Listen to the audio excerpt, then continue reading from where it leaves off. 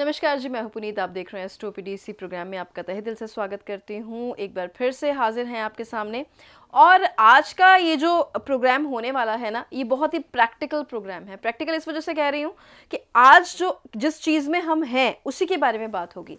आज बात होगी ऑनलाइन बिजनेस के बारे में, ऑनलाइन ट्रेडिंग के बारे में, शेयर्स के बारे में, जो सब कुछ हम ऑनलाइन करते हैं, या फिर ऑनलाइन बिजनेसेस बहुत सारे हो गए हैं। बहुत सारे लोग बहुत सारा सामान जो है वो ऑनलाइन बेच रहे हैं, या सारा काम ही उनका ऑनलाइन है। ये जो ऑनलाइन है, ये कितना ज़्यादा ज़िंदगी में हमारे लिए फ़ायदे का सौदा है, कैसे फ़ायदे का सौदा है। आप देखेंगे बहुत सारे लोग ऑनलाइन ट्रेडिंग में, शेयर्स में बहुत सारे पैसे कमा रहे हैं, लेकिन बहुत सारे लोग इसी से डूबे भी हैं।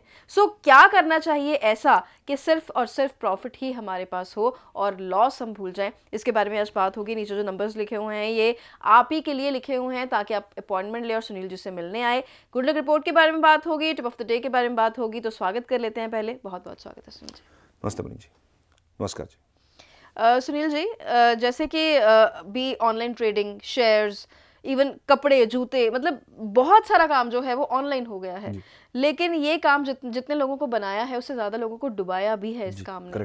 तो फिर इसके बारे में आज हमें क्या ऐसी नॉलेज मिल सकती है जो हमारे काम आए, क्योंकि आजकल सब ऑनलाइन है।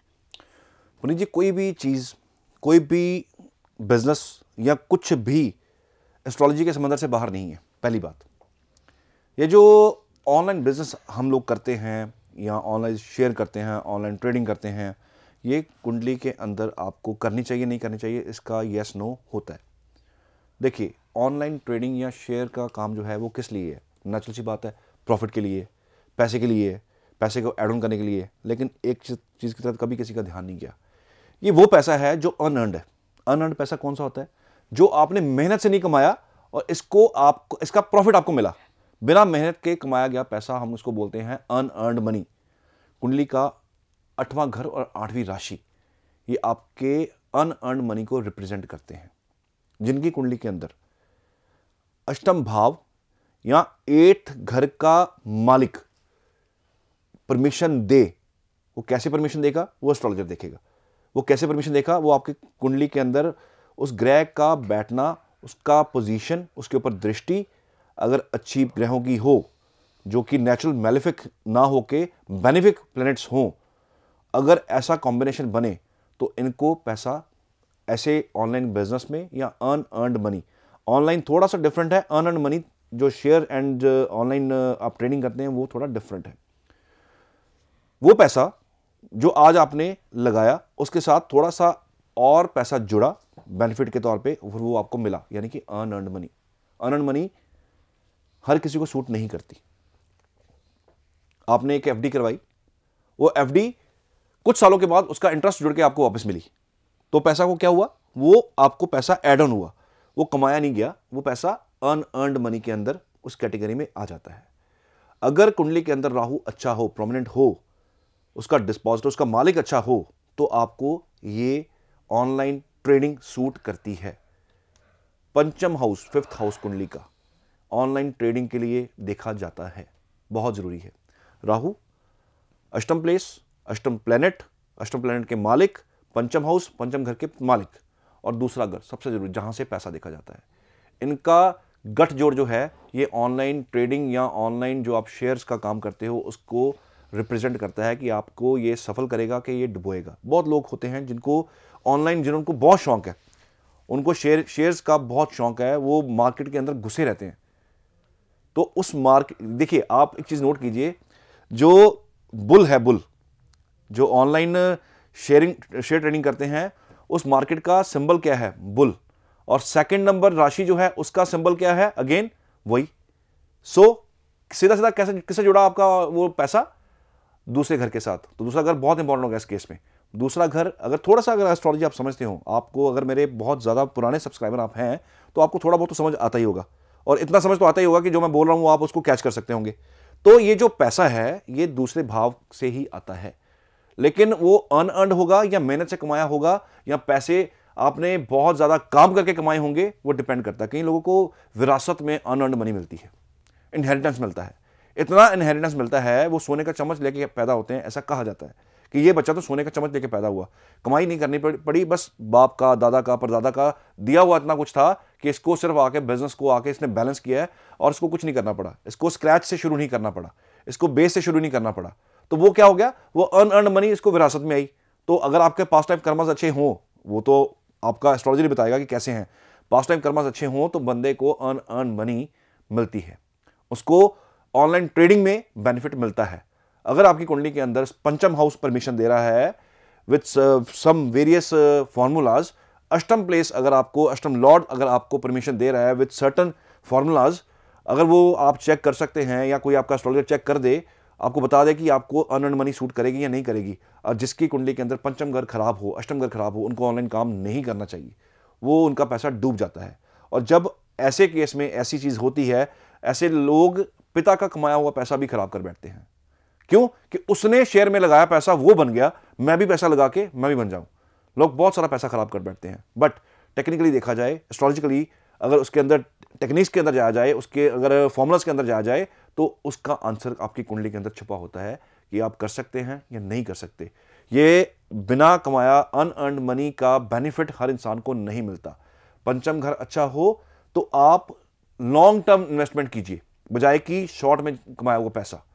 आप एफडी करा सकते हैं, या आप कुछ ऐसा प्लान ले सकते हैं, ऐसी कोई चीजें ले सकते हैं, ऐसी कोई चीजें आप मार्केट से खरीद सकते हो जिसको आपको आगे जाके 2, 4, 5 साल 10 साल के बाद आपको उसका रिटर्न मिलेगा। देखिए, एक एफडी होती है जिसका कैलकुलेटिव सा हिस्सा होता है कि हाँ इतना परसेंट मुझे मिलेगा, मुझे पता फिक्स है कि मुझे इतना परसेंट उसका मिलना है कुछ साल के बाद, वो तो आपका एफडी के अंडर आ गया।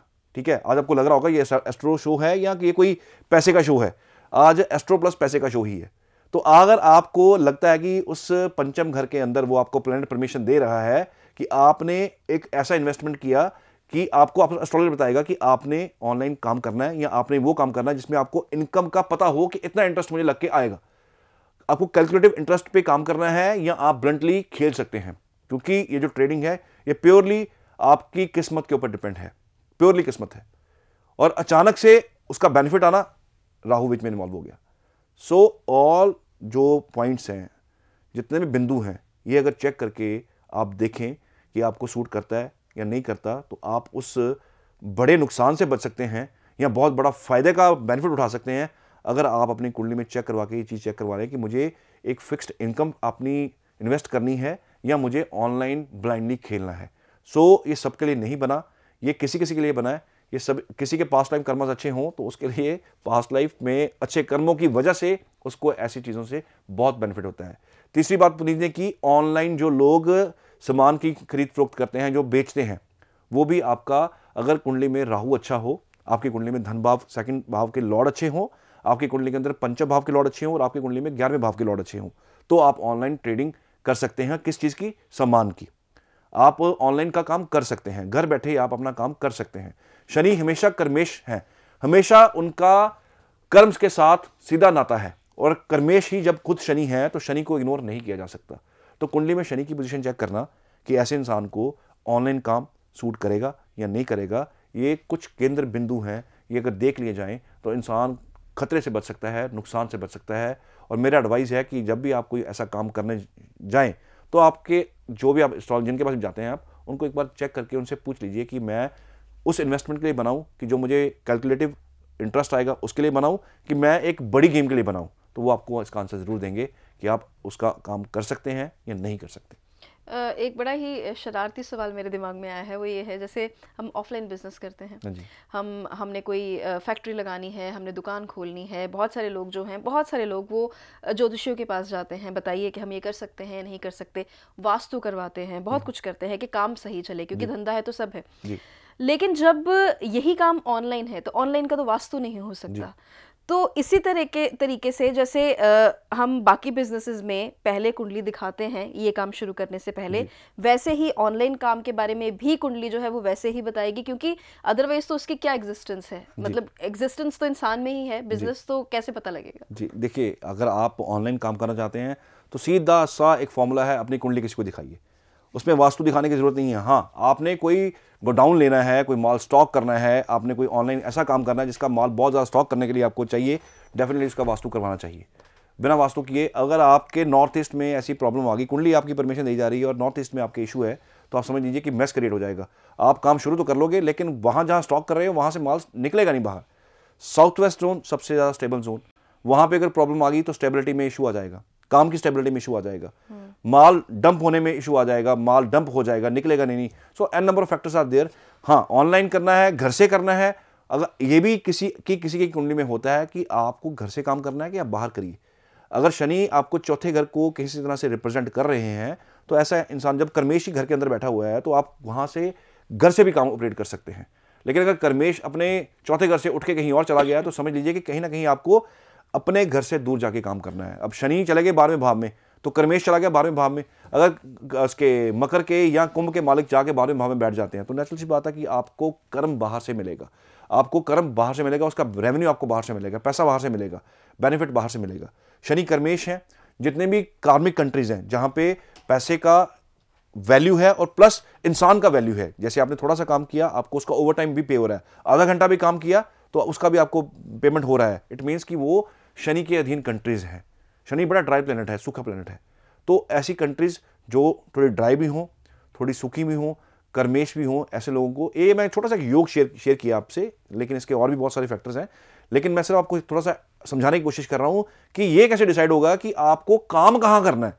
क्या घर पे बैठ के ऑनलाइन काम करना है, या आपको ऑनलाइन काम ना करके कहीं और जाके दुकान सेटअप लगा के, ऑफिस सेटअप करके वहां काम करना है। तो ये कुंडली के अंदर चीजें छुपी हुई होती हैं, बस कोई देखने वाला चाहिए, कोई आपको देख के आपको गाइड कर दे। तो आज हमने ऑनलाइन ट्रेडिंग के बारे में, ऑनलाइन बिजनेस के बारे में समझा, क्योंकि आज ये बिजनेस की रग है।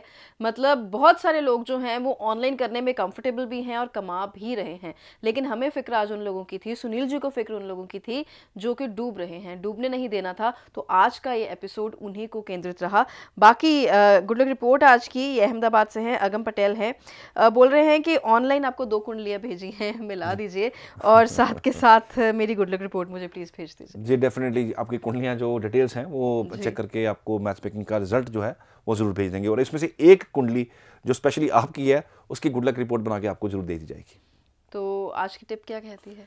आज का टिप, क्योंकि व्यापार की बात हुई, बिजनेस की बात हुई, ऑनलाइन ट्रेडिंग की बात हुई, तो आज का टिप उनके लिए जो लोग व्यापार करते हैं, व्यापारी हैं, जो दुकान करते हैं, जो फैक्ट्री करते हैं, यानी कि जो ऑफिस में बैठते हैं, जो अपनी चेयर पर बैठते हैं, जो गल्ले पे बैठते हैं, ऐसे लोगों को क्या चाहिए कि कभी भी आपका खाना जो आप घर से लंच लेके आते हो, कभी भी अपनी सीट पे, अपनी गद्दी पे बैठ के नहीं खाना चाहिए।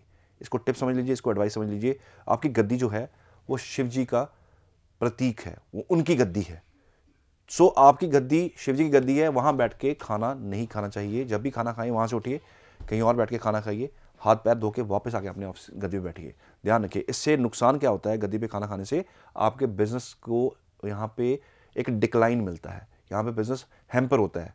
सो आपको अपने कर्मस्थल के ऊपर गद्दी पे, जहाँ गल्ले पे आप बैठे हो, जहाँ पे आप काउंटर पे बैठे हो, जो मेन आपकी सीट है, वहाँ बैठ के कभी भी खाना नहीं खाना चाहिए। मैंने एक्चुअली सुनील जी ये चीज़ नोटिस की है कि लोग अपनी गद्दी पे बैठ के खाना खाते हैं जी। और हम लोग भी, मतलब मैं भी, मतलब ये काम जो है वो कर देती हूँ। तो आगे से इस चीज़ का ध्यान रखा जाएगा और उम्मीद है आप भी ध्यान रखेंगे और अपना भी आप बहुत ध्यान रखेंगे। धन्यवाद।